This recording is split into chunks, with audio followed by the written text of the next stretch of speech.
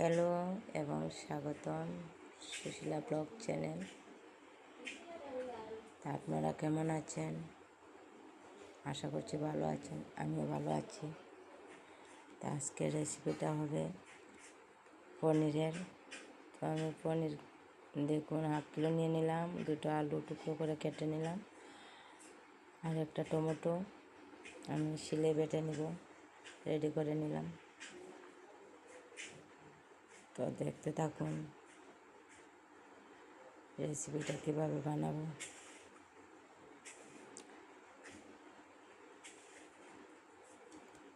অবশ্যই ভালো লাগবে, ভিডিওটা পুরা দেখে যাবেন, দেখার জন্য অনুরোধ রইল। আর দেখতে থাকুন আমার ভিডিও। তো দেখুন এইভাবে আমি টমেটো বেটে নিব। দেখুন আমার টমেটোগুলো বাটা হয়ে গেছে। আর এদিকে মশলা রেডি করলাম, ধনিয়ার গুঁড়ো, জিরের গুঁড়ো আর লঙ্কার গুঁড়োটা আমি অল্পই নিয়ে নিলাম, বেশি নিচ্ছি না। আর টমেটোটা বেটে নিলাম। আর মশলার মধ্যে আমি জল দিয়ে দিলাম। মশলাটা 2-3 মিনিট ভিজিয়ে রাখবো। বাটা মশলা হলে তো খুব ভালো হয়, বাটি না তো তাই গুঁড়ো মশলা। এদিকে কড়াই গরম হয়ে গেছে, আমি সরষের তেল দিয়ে দিলাম। আপনারা চাইলে সাদা তেল ইউজ করতে পারবেন, আমি সরষের তেল দিয়েই রান্নাটা করব। তো তেলটা গরম হয়ে গেছে, আমি আলুগুলো ঢেলে দেব। তো এখন আমি আলুগুলো ঢেলে দিলাম। অল্প লবণ দিয়ে ঢেকে ভালো করে আলুটা ভেজে নেব, লাল লাল করে। ঢাকা দিয়ে দিব। আলুগুলো হাফ সিদ্ধ হয়ে যাবে, এইভাবে ঢাকা দিয়ে দিলে আলুগুলো তো দেখুন আমার আলুগুলো ভাজা হয়ে গেছে, হাফ সিদ্ধ হয়ে গেছে। তো এখন আমি নামাই নিব। আমি কড়াই থেকে তুলে নেব আলুগুলো।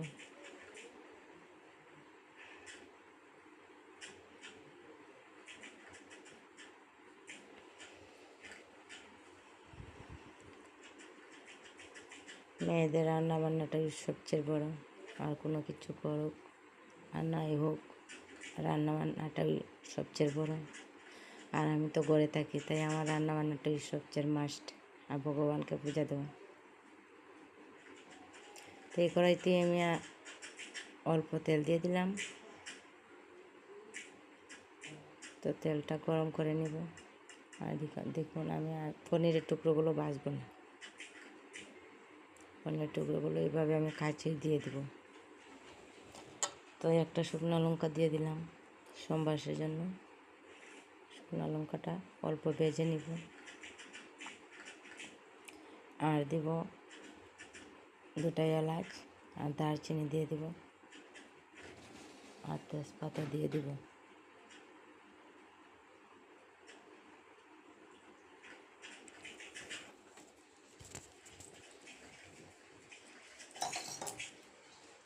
তো খুব সুন্দর গন্ধ আসছে, আমি তেজপাতাটা দিয়ে দিলাম। তেজপাতাটা দিয়ে আরেকবার নাড়াচাড়া করে দেব।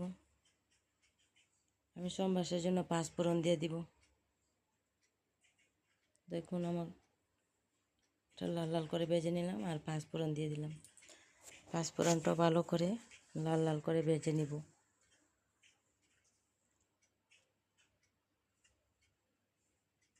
তো দেখুন আমার 5 ফোড়নটা লাল হয়ে গেছে।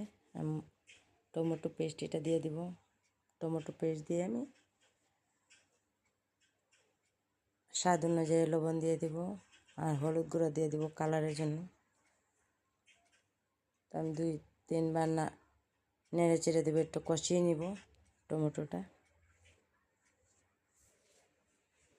আর নিরামিষ তো তাই আমি অল্প চিনি দিয়ে দিব।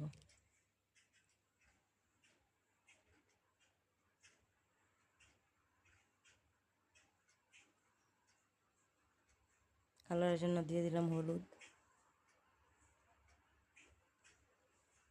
এখন অল্প চিনি দিয়ে দিব, চিনি দিয়ে আর একটু কষিয়ে নিব।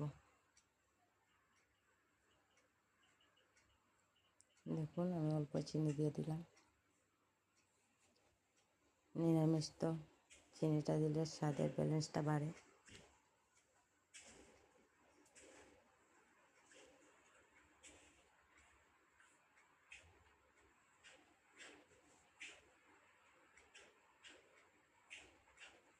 তো দেখুন আমার টমেটোটা আমি 2-3 বার কষিয়ে নিলাম।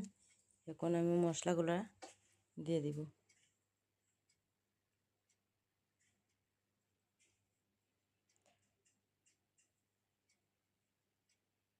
মশলাটা দিয়ে আমি ভালো করে কষিয়ে নেব। মশলা যত কষানি ভালো হবে তত রান্নার টেস্টটা বাড়ে। দেখুন ভালো করে আমি কষিয়ে নেব।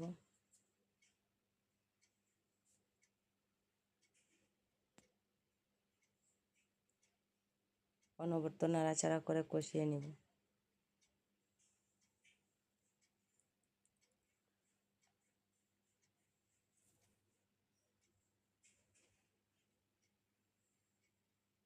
মশলা কষানো হচ্ছে, আর একটা উপকরণ আমি রেডি করে নেব। এই উপকরণটা আপনাদের সাথে শেয়ার করব অবশ্যই, দেখতে থাকুন। দিয়ে দিব গুঁড়ো মানে দুধ, গুঁড়া দুধ দিয়ে দিব। আমি আন্দাজ করে দিয়ে দিলাম 1 চামচের মতো। এই দুধের মধ্যে অল্প জল দিয়ে দিব, ঠান্ডা জলও দিয়ে দিলাম, কারণ আমি তো কড়াইয়ে দিব, দুধটা ফাটবে না।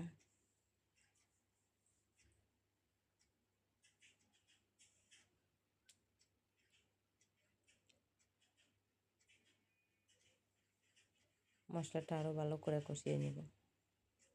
কষানো ভালো করে হয়নি, আর অল্প কষিয়ে নেব।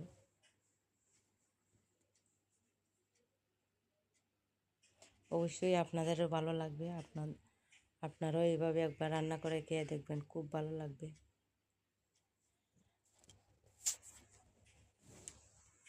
আর যারা এখন পর্যন্ত কমেন্ট করেননি, অতক্ষণ পর্যন্ত দেখছেন ভিডিওটা, এখন পর্যন্ত একটা লাইক করে নেননি, একটা লাইক করে দিন।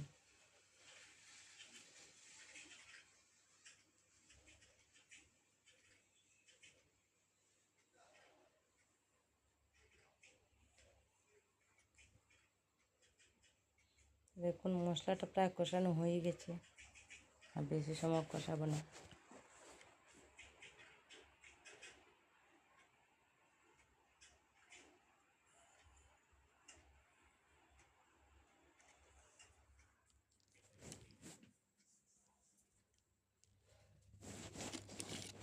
তখন মশলা কষানো হয়ে গেছে, আমি আলুর টুকরোগুলো আর পনিরের টুকরোগুলো দিয়ে দিলাম, আর অল্প কষিয়ে নিব,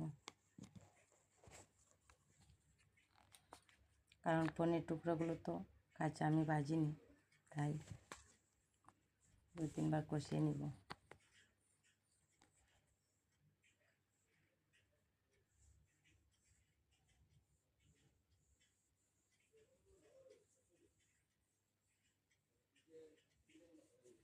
তো দেখুন দুধগুলো আমি জল দিয়ে একটু ভিজিয়ে নিলাম।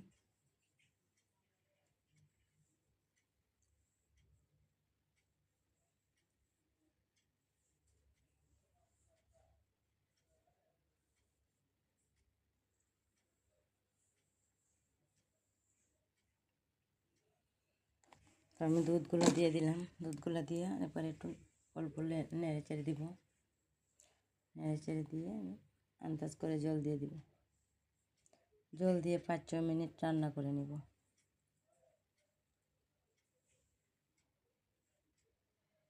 দেখুন আমি জল দিয়ে দিলাম।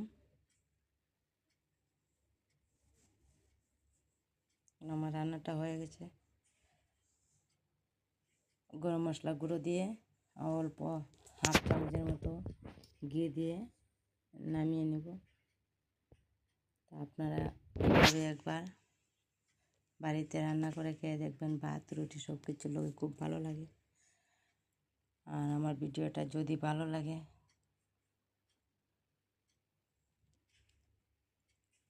লাইক কমেন্ট করবেন আর সাবস্ক্রাইব করে পাশে থাকবেন নিত্য নতুন ভিডিও দেখার জন্য। আপনারা নোটিফিকেশনে চলে যাবে।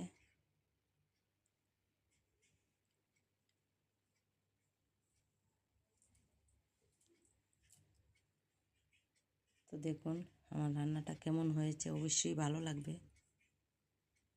আপনারা এইভাবে একবার রান্না করবেন আর ভালো থাকবেন, সুস্থ থাকবেন।